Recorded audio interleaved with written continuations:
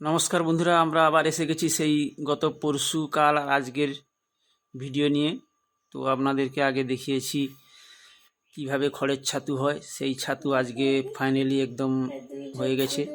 তো আপনারা দেখতে পাবেন কিভাবে ছাতুগুলো হয়েছে, কত সুন্দর, মানে দেখলে পুরো মন ভরে যাবে, এত সুন্দর ছাতু হয়েছে।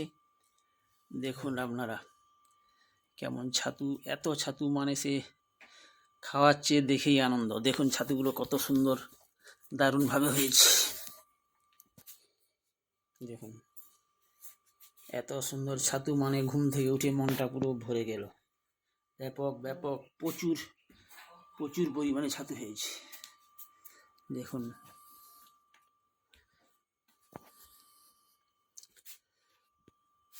দেখুন বন্ধুরা,